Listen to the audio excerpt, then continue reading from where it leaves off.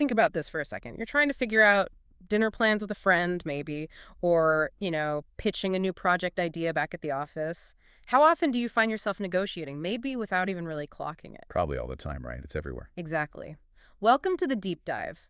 Today we're digging into something fundamental, really, to how we interact, the art of negotiation.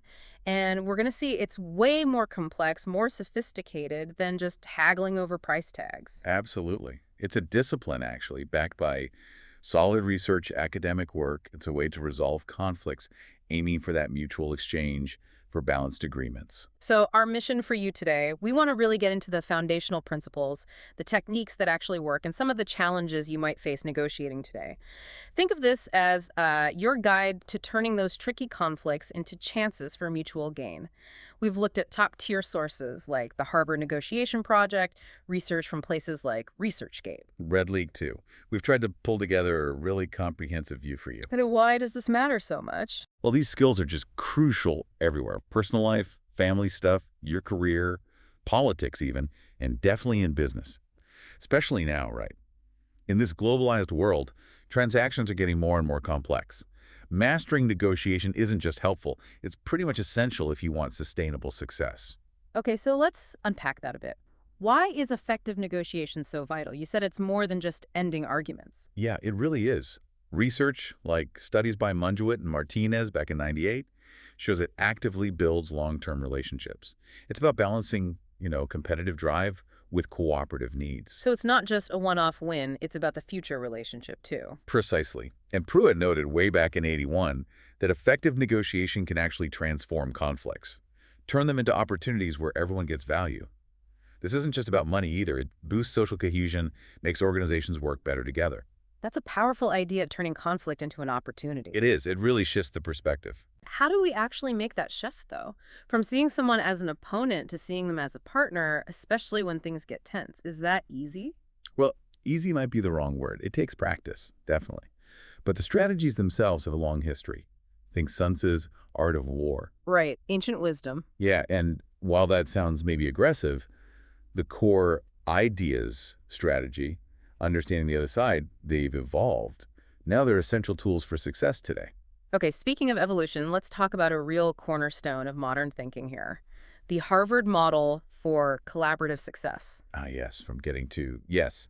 Fisher, Uri Patton, seminal work. Absolute groundbreaking. Yep. It really champions a principled approach, moving beyond just fighting over positions. And their first core principle really gets to the heart of it. Focus on interests, not positions. Explain that difference a bit. Positions versus interests. Sure, positions like your fixed stance, I need a 10% raise. That's a position. The interest is the why behind it. Why do you need that raise? Ah, okay, so the position is the what, the interest is the why. Exactly. So for that raise example, the interest might be, well, financial security, maybe feeling valued, maybe needing funds for something specific like childcare or education. And understanding that why, that interest, opens up way more options than just arguing about the 10%, right? Totally. You might find other ways to meet that underlying need. And the data backs this up. Pruitt and Carnevale found focusing on interests boosts mutual satisfaction by like 25 to 40%. It avoids deadlock. That's a significant jump. Okay, principle number 2 builds on this, doesn't it? Generate options for mutual benefit. Yes, this attacks that fixed pie idea, the assumption that there's only so much to go around, and if I get more, you get less. Which feels like the default in many negotiations. It often is. But this principle says, hold on, let's brainstorm creatively. Can we make the pie bigger? Find solutions that give both sides more of what they want. The classic example is the orange, isn't it? That's the one. Two sisters, one orange. If they just cut it in half, neither is happy. But if you ask why? Exactly. One wants the juice, the other wants the peel for baking. Suddenly, by understanding the interests, they can both get 100% of what they need. A perfect win-win. And game theory research, folks like Rafa have cited this, confirms this approach expands the total value available in complex talks. Create more pie. Brilliant. Okay, third key principle, use objective criteria. Right. This is about grounding the discussion in something external, something independent, rather than just a battle of wills or emotions. So things like market value, legal precedents, industry standards, maybe scientific judgment, expert opinions. things you can both point to as fair and external. And this helps take the emotion out, or at least reduce its negative impact. Precisely. Masterbrook found using objective criteria cut the risk of emotional manipulation by about 30% in labor cases they studied. It creates a more level playing field. Takes away the because I said so factor, Exactly. Now, there are other key ideas in the Harvard model, too, we should mention. like the BATNA. Yes. BATNA, your best alternative to a negotiated agreement. Crucial. It's your plan B. What would you do if you don't reach a deal here? Your walkaway power. If you have a great alternative job offer, you're in a stronger position negotiating salary for this one. Absolutely. Knowing your BATNA gives you confidence and power. Fisher and the team validated its effectiveness over and over. And they also talk about separating the people from the problem, right? Managing emotions. Yes, that psychological piece is huge. Don't let personal feelings derail finding a solution to the actual issue. Treat the person with respect, even if you disagree strongly on the substance. Social psychology research backs this up heavily. It really underscores that negotiation is deeply human, not just transactional. Couldn't agree more. It's about managing those interpersonal dynamics just as much as the facts and figures. Okay, so we have these great principles. How do we put them into action? Let's get into some practical evidence-based techniques you can actually use. Good idea. First, it helps to know the two main types, integrative versus distributive negotiation. Distributive is the old win-lose, fixed pie thinking we talked about. Generally, yes. One side aims to claim as much value as possible. Integrative, though, is about win-win, trying to create more value for everyone involved. And the evidence points towards integrative being better. Strongly. Especially for long-term relationships. Walton and Kersey's work showed this clearly. Sustainable success usually comes from integrative approaches. Okay, so aiming for win-win. Technique number 1. Active listening. And this is more than just, not talking. It's really hearing and understanding. Yes, it involves things like paraphrasing what the other person said, reflecting their feelings back to them. So it sounds like you're feeling frustrated because to make sure you truly get it, it clears up so many misunderstandings. And does it actually reduce conflict? It does. Munduate and Martínez, again, their research suggested active listening can cut emotional conflicts by about 20%. It's a powerful de-escalator. Can you give an example, like in a business context? Sure. Someone says, I need a bigger discount. Instead of just reacting to the word discount, you might actively listen and rephrase. Okay, so it sounds like improving profitability on this deal is a key concern for you. That opens up the conversation beyond just price. Maybe payment terms, volume, other factors could help their profitability. Exactly, it shifts the focus. Technique number 2, strategic questions. What makes a question strategic here? It's about using questions, open-ended ones, hypothetical ones, sometimes even challenging ones, to uncover information that isn't obvious. Hidden interests, priorities where they might have flexibility. And this helps you find those potential trade-offs or win-win options. Yes. Pruitt found strategic questions can boost flexibility in talks by 15, maybe 25%. You're gently probing, not interrogating. Got an example? In sales, instead of just asking about budget, you might ask something like, thinking about this challenge, what's the one thing that keeps you up at night related to it? That gets to a deeper need, potentially. Right. It might reveal a core fear or pressure point you can then address, building trust and leading to a better solution than just talking features. Okay, technique 3. Let's circle back to BATNA and risk analysis in practice. We know what BATNA is, but how do you use it tactically? It's about systematically thinking through. What are my alternatives if this deal falls through? How likely is each one? What are the risks of not reaching an agreement here? So it's not just having a vague plan B, but really analyzing it. Yes. Knowing your BATNA clearly tells you your walkaway point.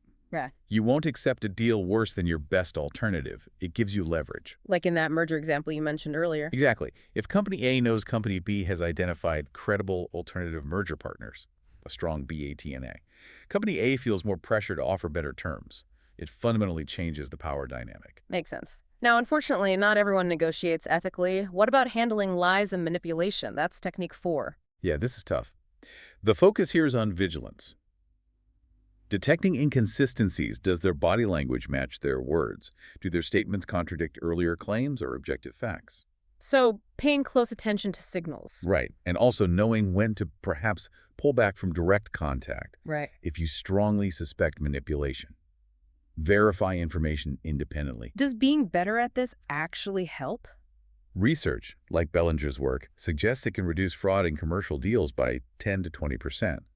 In practice, like in contract talks, this means cross-referencing claims, checking data with third parties. Don't just take everything at face value. Due diligence. So be trusting but verify. Something like that. There are other strategies too, briefly. Using a team approach could be effective, maybe a good cop, bad cop, or hawk and dove dynamic. Spreading the roles. Yeah. And crucially, especially today, understanding cultural nuances. Negotiation styles vary massively across cultures. Like the example of patience in Arab negotiations you mentioned. Exactly. Ethnographic studies show patience and relationship building are key there, which might contrast with, say, a more direct, time-sensitive approach common in some Western contexts. Ignoring these differences can doom a negotiation. Okay, that's a great toolkit. Let's shift now to the contemporary challenges. What makes negotiating tricky today? Well, one big one is depersonalization in tech-mediated negotiations. TIC, tech-intermediated communication. So negotiating over email, Zoom, Slack, all that. Right. It's so common now. But studies, like one across 180 Colombian companies, found over a quarter, about 26.8%, still prefer face-to-face. Why? Trust and security. It's harder to build rapport or read cues online. Much harder. You miss subtle nonverbals, tone gets lost easily. This lack of richness in communication can definitely create obstacles, potentially harming the outcome. I can see that. What's another challenge? Power imbalances. We touched on this, but it's a persistent issue. When one side has significantly more power, market leverage, authority, resources, there's a real risk it becomes an imposition, not a negotiation. The stronger side just dictates terms. Unfortunately, yes. Munduate noted this back in '98.